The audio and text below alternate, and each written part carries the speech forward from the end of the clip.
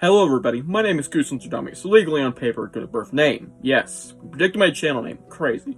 And today I'm going to be reviewing another Presents book, this time being Book 3, Welcome to Camp Nightmare. One of the two-parter Presents books that isn't split up into two parts, but is condensed into one story, in book form.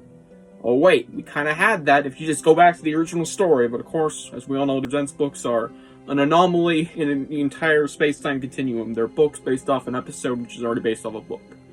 Which is like, what the fuck? But nonetheless, this is one of the most popular episodes, and one of the more common Presents books. At least for many.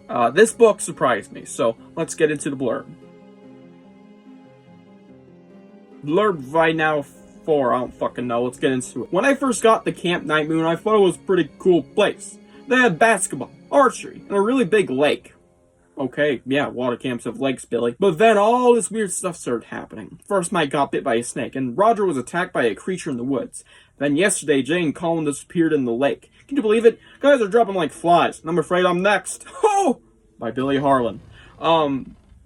This is based off one of the notoriously best Goosebumps episodes, with one of the biggest twist endings, and most tense plotline. And it does not hold back still. Nothing about this has really changed. This is one of the most faithful Presents books. That's a good thing. The episode's awesome. Plainly telling you now, I love the episode. And dare I say, it's the second best Presents book. Second to only another book, which I will be reviewing, hopefully, in the coming months. Very good Presents book. Let's get into why. This book has some run-of-the-mill upsides, but I mean them wholeheartedly. Right? Wholeheartedly, I mean these. It's faithful. And that's an extremely good thing because it's faithful to, like, the Bible. I'm just joking. I'm joking. But it's really, the episode's awesome. I don't mean to overrate it, but it's seriously one of the best Goosebumps episodes. And I get a kick out of just talking about it. It's a personal top 10er for me. At least, if we're combining parts into one.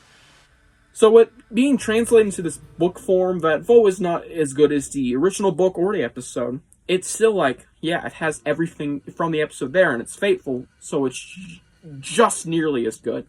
But of course, something's holding it back, which we'll get to in the downsides.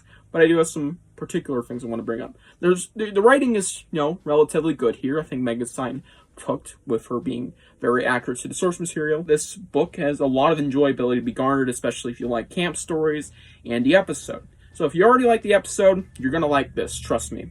And this is just one book that I highly recommend. And I think its longer page count, ever so slightly, it's 68 pages, is more justified and works with it to, allow the story to really present itself. Haha! Presents! Get it? Let's get into my negatives. I'm gonna sound like I forgot the saying, but I'm gonna sound like a something when I say present syndrome. Yeah, it's still present. I mean, it's gonna be here every time. I don't think there's gonna be a single Presents book where I'm like, that's the shit. Unless maybe like Attack the Jack Lenz and it's really starts jerking me off for the page. This is very good, but it just suffers a little Present syndrome. Obviously, you've all seen the episode. You are lying. Stop lying to me if you haven't seen the episode, but have read the book or want to read it before it. Watch the episode. I know you have. Stop lying. So, Present syndrome is obviously easy to remember. An episode over a 120-page book. Especially the episode, obviously 20 minutes. It's going to be pretty easy to remember details, especially if it's iconic and you've seen it multiple times. And I think pretty much all of us here have. So, yeah, no poopy that it's going to have a little Present syndrome. So, yeah, it's just a lot of retread of things we very well know, and plot beats. But I have, one exclusive downside, because all Presents books have Present syndrome, in my opinion, at least so far that I've read. I think the Uncle Al getting shot in the chest scene, yeah, I know, a real spoiler in a Presents review for once. I think that should have been a little longer. To draw out the tension of when he got, quote-unquote, shot in the chest. Because in the episode, it really works there. But here, it's not quite as long, and it just kind of cuts to, "You passed, Billy!" immediately. So, yeah, it's my only real negative there. Or unique negative. Let's get into my rating. I give this book an 8.5 out of 10. It's a banger. Very much so. Not quite as amazing as the episode or book, original book, I mean.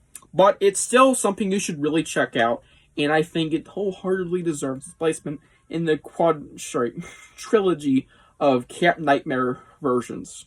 I want to call it that. Yeah, very good. Check this one out. Best, or second best Presents book. We won't overrate it here. Hope you guys enjoyed this Presents book review, and tell me what you think about this one down below. I'd love to hear it. And I'll see you guys in the next one. Bye.